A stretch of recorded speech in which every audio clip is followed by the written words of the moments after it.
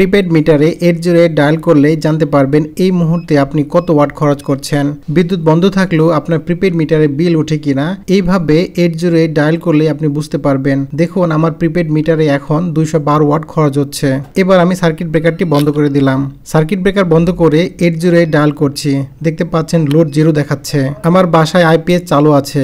বিদ্যুৎ না থাকলেও প্রিপেড মিটারে কোনো বিল উঠছে না। যদি সার্কিট ব্রেকার বন্ধ করার পরও প্রিপেড মিটারে 808 ডায়াল করার পরে দেখা যায় যে কিছু লোড পাচ্ছেন, তাহলে ঘরে ওয়ারিং চেক করতে হবে। একজন দক্ষ ইলেকট্রিশিয়ানের হেল্প নেওয়া যেতে পারে। আর এই যে সার্কিট ব্রেকারটা দেখতে পাচ্ছেন, এই সার্কিট ব্রেকারের পরিবর্তে একটা ওয়াইফাই সার্কিট ব্রেকার লাগিয়ে নিতে পারেন। ওয়াইফাই সার্কিট ব্রেকার থেকে instant current, voltage, power factor, আপনি প্রতি ঘন্টায় কত ইউনিট খরচ করছেন, প্রতিদিন কত ইউনিট খরচ করছেন, এমনকি মাসে কত টাকার বিদ্যুৎ খরচ করছেন, সবকিছু মনিটরিং করা যায় এই ওয়াইফাই সার্কিট ব্রেকার দিয়ে। শুধু তাই না, ওয়াইফাই সার্কিট ব্রেকার আপনি অ্যাপসের মাধ্যমে মনিটরিং করতে পারবেন। আপনি যেখানে থাকেন না কেন অ্যাপস থেকে আপনি সার্কিট ব্রেকারটি খুব সহজে বন্ধ করে দিতে পারবেন, আবার শিডিউল অনুযায়ী আপনি চালু করে দিতে পারবেন। আপনারা যারা প্রিপেড মিটার ব্যবহার করেন তারা যদি এই ধরনের একটা স্মার্ট ওয়াইফাই সার্কিট ব্রেকার লাগিয়ে নেন, তাহলে আপনার বাসা বাড়িতে কি পরিমাণ বিদ্যুৎ খরচ করছেন তা খুব সহজে কিন্তু মনিটরিং করতে পারবেন। এই ধরনের ওয়াইফাই সার্কিট ব্রেকার এখন অনলাইনে খুব অল্প টাকায় পাওয়া যায়।